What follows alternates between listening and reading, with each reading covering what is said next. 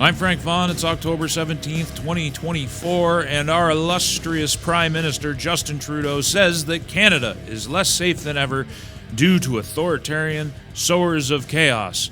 And I just have to wonder, is he talking about authoritarian sowers of chaos like this, or is he talking about people who would get up on a pulpit, as this Canadian imam does, and says the thing that he says? Now, if you don't mind, I'm going to rock out while I play this clip. Hellfire will want to destroy the enemies of Allah. Hellfire will want to destroy the sinners, the innovators, the disbelievers. Hellfire will want to swallow them, roast them, toast them, break them, shake them, twist them. Hellfire will want to annihilate them, because hellfire is the slave of Allah, and it has ghairah, it has this jealous. How dare you disrespect Allah? How dare you disobey? Now, of course, my question is a rhetorical device. We know that Justin Trudeau is not talking about these people, the ones that are attacking our universities, the ones that are waving flags that are not of this land and have nothing to do with Canada, the ones that are blocking traffic, the ones who are targeting Jewish businesses and trying to shut them down, the ones who attacked the very prime ministerial motorcade in which he was riding. He's not talking about them because his government, as you see, wants to give them more money. Unlike the Freedom Convoy, which was 100% pure organic Canadiana with Canadian flags as far as the eye can see, which reintroduced public outdoor dancing, which this government had taken away, which played street hockey in front of the Justice Centre, which didn't attack a single building, certainly didn't attack the Parliament building or the Prime Minister. They had their bank accounts seized. They're being dragged through the courts and having their lives destroyed to this day, when these people, these Palestinians or these Khalistanis, the ones that take to our streets and actually destroy property, they are rewarded with financial incentive and official endorsement. It is so disgusting. We've got a prime minister who's trying to talk about ethics, who's trying to talk about foreign influence in this country, who's trying to use his position to perhaps perjure himself by fingering only conservative politicians without naming them. And the left-wing talking point is, why doesn't Pierre Poilievre get himself his security clearance when that security clearance would deny his ability to exercise speech and an opinion as the leader of the opposition and the only person in a position to interrupt this unending sequence of corruption by the Trudeau-Singh government? This man has been in power for 10 years, enabled by his entire caucus, and enabled since 2019 by the NDP exclusively. They have ethics violations, scandals. If you go to Wikipedia, which we all know is in the tank for the left, if you go to Wikipedia and you look up Canadian scandals or scandals in Canadian history, he possesses half the list. He's only been around for 10 years and he's still got a ways to go. These people are narcissistic sociopaths. They lie as they destroy your country, and you better believe that everything that they're doing right now destroys the country. We already have enough unrest in this nation due to foreign causes. Now, I must say, I've taken a lot of flack because I don't come right out and condemn Israel. When was the last time the Jewish diaspora in Canada burned down one of our buildings? When was the last time they targeted traffic for shutdown? When was the last time they engaged in any civil disobedience? It seems to me, speaking of Canada, putting the Middle East off to the side for a moment and the war and everything that's going on here, I'm talking about the effects on my nation, the place that I live. I don't see them destroying my property. I don't see them destroying my nation, but I do see a very destructive force that this government has unleashed into the country. And for that destruction, for their ongoing civil unrest, they are getting rewarded by bringing more of it in and giving it your tax dollars. You never had a say.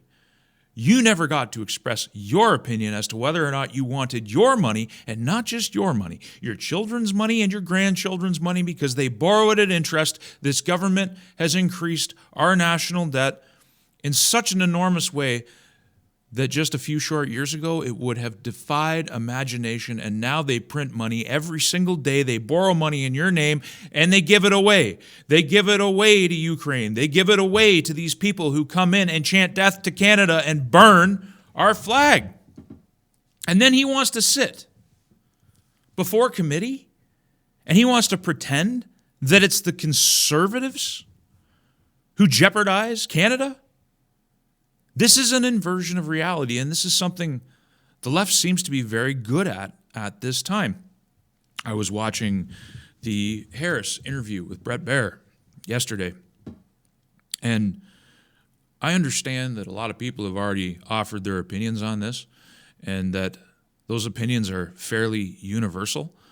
But I got to tell you, in all honesty, I've seen a lot of debates. I've participated in a lot of debates. I've seen a lot of interviews, and I've been in a lot of interviews. I have never seen a drubbing for a candidate quite like that as long as I can remember. She looked unsteady. She lied. But admittedly, she didn't lie with complete ease because it didn't just flow right off her tongue. She looked full of it. She can't even lie good. She couldn't answer a question straight. She had these talking points that she would repeat. She tried to blame Donald Trump for the presidency that she presides over, that she is second in command of. Now look, I'm not stupid. Kamala Harris and Joe Biden aren't running anything right now. There's something else going on in the United States. It's deep, it's dark, it's secret. And for whatever reason, Donald J. Trump poses an existential threat to it.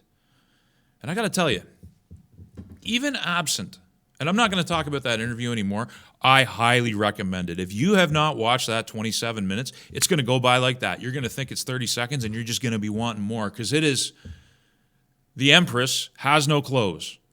It lies bare right there, and the fact that they had to wrap it up and they had to get the old shepherd's crook out and pull her right off the stage because it was so bad, Donald J. Trump's going to win the election.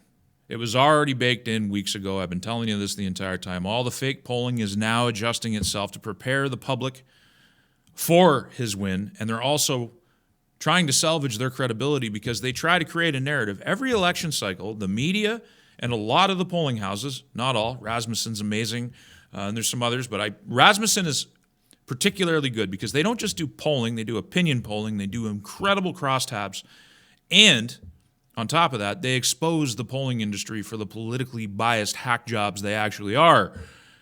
Those polling houses that are politically biased hack jobs, they have to align themselves with reality so that they can pretend they have credibility. But for those of us paying attention, and by the gods, there's so few of us that are paying attention, but for those of us who are paying attention, we already know this. We've known this for decades, that most pollsters are not interested in reality. They're interested in concocting narrative.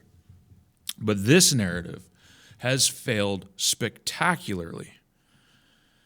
So I think DJT, he wins unless they can kill him, and they've been trying their best, or unless they could somehow not certify the result, or unless they can trigger a great big massive war. And that brings me to another worry of mine that I have right now, is that Israel is actually considering and may just go ahead with hitting Iranian nuclear sites and potentially that oil infrastructure. I talked about this a couple weeks ago in a video. I said this was the existential threat. It remains the existential threat. The Chinese and Russians are trying to apply as much pressure as they can to Israel to dissuade them from doing this, because if they do this, it has unpredictable results. We're talking fallout. We're talking radioactivity. We're talking what the Iranians might do in response. I really hope cooler heads prevail, because it looks like they're going to want to do it before the election. And who knows what that does to the United States? Who knows how that destabilizes the world? Will you even get an election? Will that be the pretext to basically suspend the Constitution for the first time in U.S. history? Let's hope cooler heads prevail there. Let's hope that they do something proportional and they don't just go out. It's one of the things I disagree with Trump on. Well, actually, it's funny because people say that Donald advocated for hitting those Iranian nuclear sites. I think from what I've seen, unless I've missed something, all he said is that now would be the strategically imperative time to do it because Israel might not get a chance again to do it. He might be correct on that front, but the consequences that would arise from that decision are entirely unpredictable. It's not a road we want to go down, folks. So let's all just bow our heads and pray that we don't go down that road. But back to the point, at risk of belaboring it, Justin Trudeau wants to pretend like he's some bastion. As his poll numbers crater, as the Singh-Trudeau government loses all credibility, as the inevitability of a conservative majority takes hold in this country, they want to turn it around on Poilievre and make it look like they are the danger when this government has been selling our nation out more than any other. I was actually listening to one of my debates from the 2019 election and pondering re-releasing this video. And I was listening to what I said. And I very much highlighted how you can string a chain of selling this country out right back to Trudeau Sr. But it's not just him. It's Mulroney, it's Harper, it's Chrétien, it's Martin. The country's been gutted. It's been sold off to those authoritarian threats that Justin Trudeau is talking about. It's not just buying your politicians. If it was just buying politicians, if it was just trying to influence peddle in government, man, that's normal statecraft. But it's not just that. It's selling our gold resources. It's selling off our gold reserves. When I say gold resources, I mean the stuff that's in the ground. The Chinese own a lot of that. The Chinese own a lot of our mineral wealth. The Chinese are actively engaged in Canada in seditious behavior. You want to talk about foreign influence, it's not just your politicians. They fund your universities to the tune of billions of dollars. They create a lot of the content that you consume. The culture is under vast threat, which brings me to another point. Maybe this will be my closing point for today. Canada no longer exports culture. And the West in general has stopped exporting culture. We passed through an age of conflict, which was the period of the First World War and the Second World War. And I don't believe we entered an age of expansion. I believed we entered the age of universal empire. And there were two universal empires in the world. There was the Soviet Empire and its influences, and there was the American Empire, which you could say formed into NATO, but I want to call it the American Universal Empire. So these two empires stood on either side of the world, and they locked heads, and they competed, and the Universal Empire of the United States won and became the ultimate power on planet Earth circa 1990. Probably in the 1980s, 1990, but America was it. And we've gone through that age of universal empire, and we're moving back into an age of conflict. And the demography this time around is absolutely horrendous. The population is old, and we've stopped having babies. So it's not just population decline that comes next. It's the decline of the culture. Now, we could mitigate this.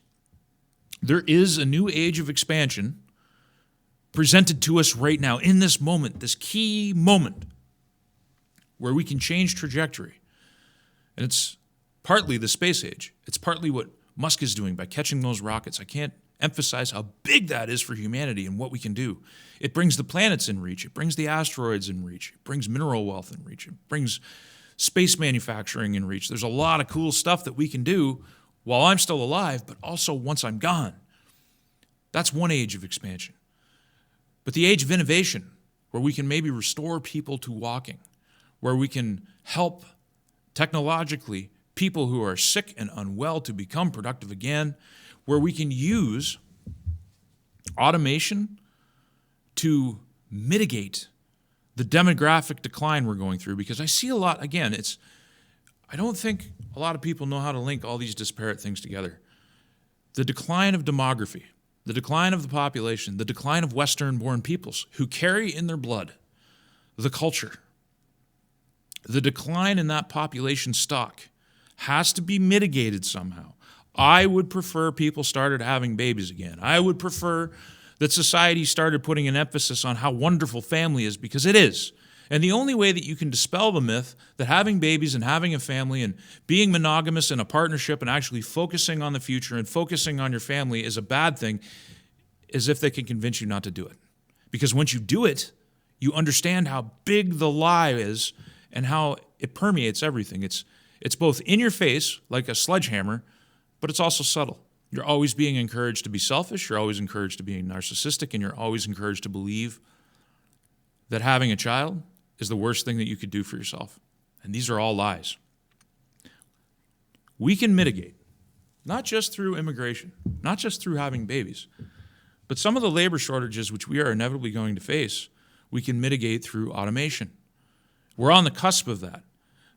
And these are just a couple ways, and maybe I should do a separate video on this, but these are just a couple ways that we stand on the cusp of reorganizing Western civilization into a new age of expansion, which will save us for generations.